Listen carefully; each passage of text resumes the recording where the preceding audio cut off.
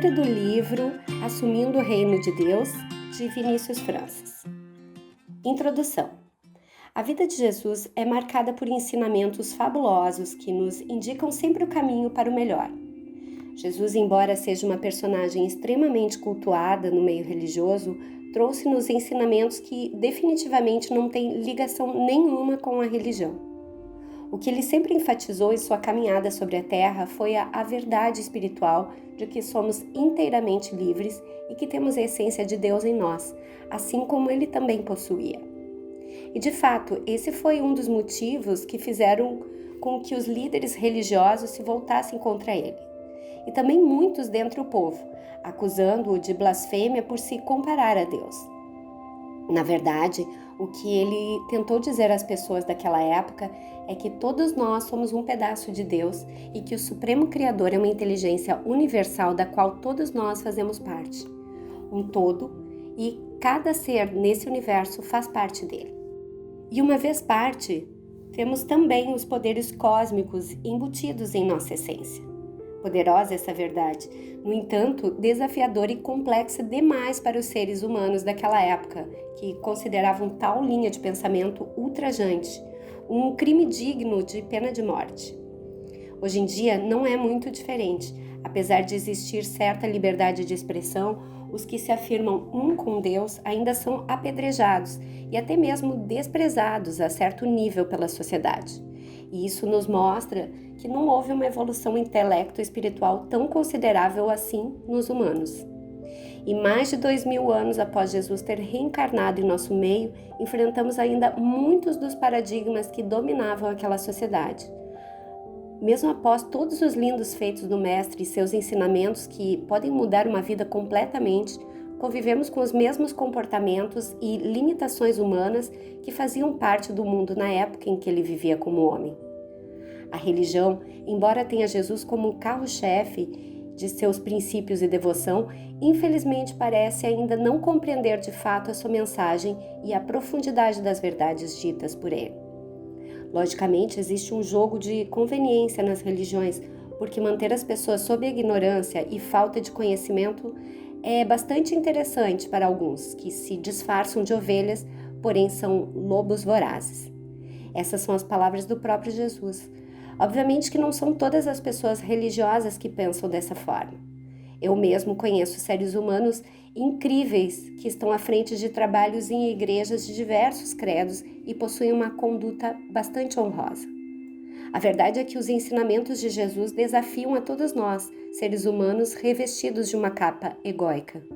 Claro que o ego faz parte dessa vida, mas ao nos depararmos com a espiritualidade, aprendemos a tirá-lo do domínio de quem somos para mergulharmos em algo mais excelente.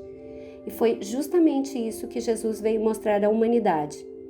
Entre outras coisas, o Mestre nos abriu o caminho para o amor incondicional e nos mostrou que é trilhando por ele que somos libertos das mazelas da ignorância, da maldade, da corrupção. Somos Deus em essência. No entanto, essa essência tem sido ofuscada por crenças negativas e de visão pobre. Ideias e comportamentos que, com o passar dos anos e dos milênios, foram nos afastando de quem realmente somos e nos subjugando a uma realidade onde o sofrimento apunhala o ser humano impiedosamente.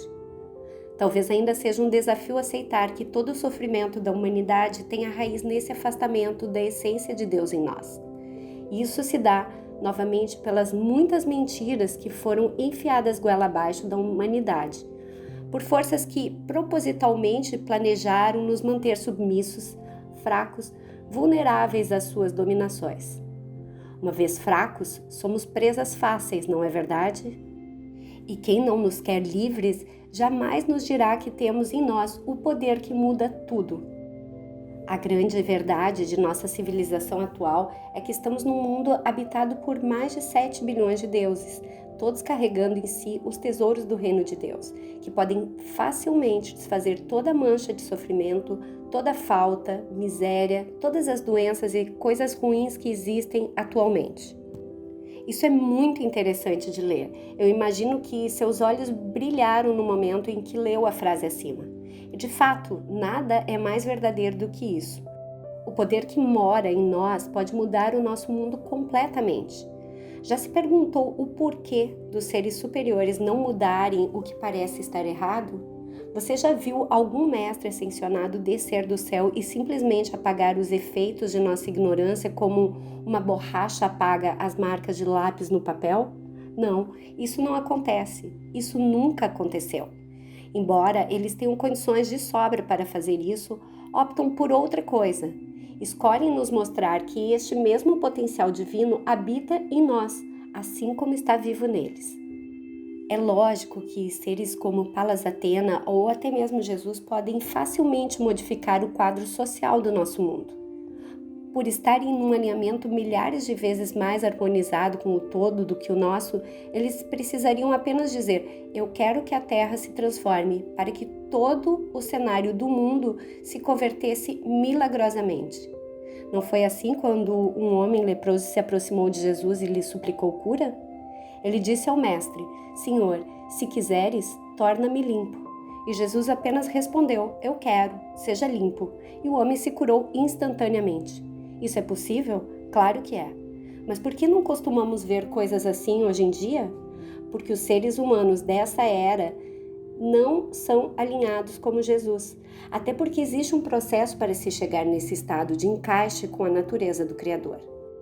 Mas eu citei os poderes dos grandes mestres não para que você espere que eles venham e façam o que mencionei, até porque existe uma regra universal decisiva a respeito da situação da Terra: o livre-arbítrio. Você percebe que o leproso se curou porque, antes de mais nada, acreditou que Jesus poderia curá-lo? E mais, ele quis ajuda, ele foi até o mestre, ele vestiu a humildade, abriu o coração, e então a fonte nele pôde fluir limpando o seu ser físico milagrosamente naquele exato instante. É bom frisar que não foi Jesus quem o curou, foi a sua própria fé. No mesmo relato, o mestre completa e diz ao homem, agora livre das chagas: vá, a tua fé te salvou. O que compreendemos com isso?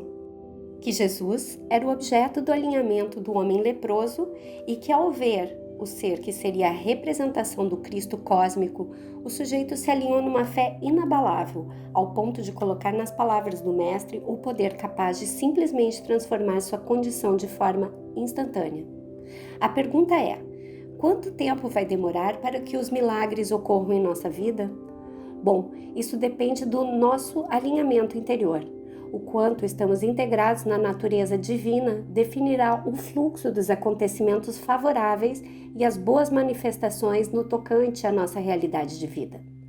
Pode demorar muitas reencarnações para que sejamos abertos o suficiente para fazer fluir a graça do divino. Ou pode ser em um minuto, conforme ocorreu com o sujeito leproso. Agora, o homem que fora curado da lepra teve sua vida transformada após o evento com Jesus? Não sabemos. A partir dali, daquele instante, se ele fez de seu viver uma oportunidade de assentar a si próprio naquela mesma fé e alinhamento com a energia de Deus que manifestou ao se encontrar com Jesus, com certeza, esse homem teve uma vida excelente.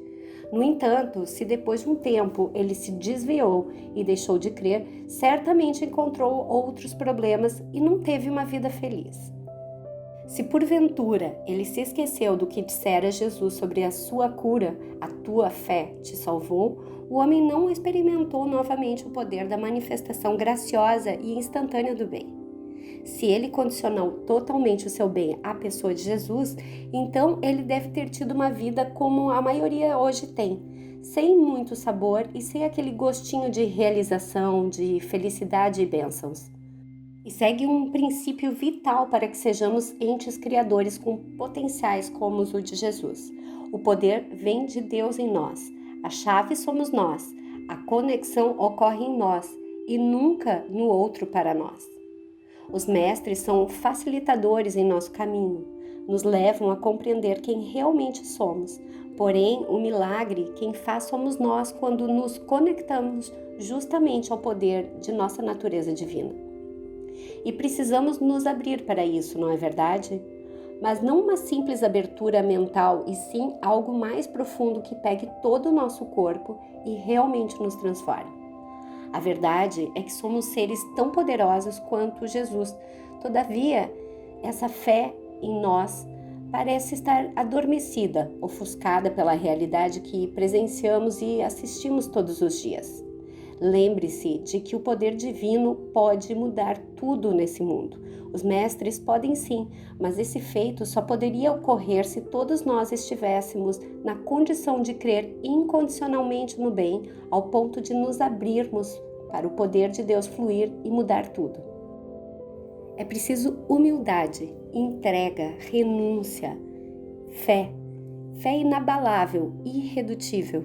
Daquelas de momentos onde todo mundo diz que vai dar errado, mas você diz que vai dar certo. Melhor, você diz que já deu certo. Sem essa fé, sem real mudança. No entanto, que você se atente para o real objetivo de Jesus e todos os grandes mestres, que não é mudar a nossa realidade, mas nos levantar a compreensão de que nós podemos fazer isso por nossa própria força. E quando fizermos, seremos tão possuidores de um poderoso alinhamento quanto Jesus era e caminharemos lado a lado com os grandes magos da luz que com o seu haja conseguem operar maravilhas. Esse poder é seu também e eu resolvi fazer esse estudo para compartilhar com você a verdade que pode modificar qualquer coisa em sua vida. Sigamos em frente e aproveite cada passo desse aprendizado mágico.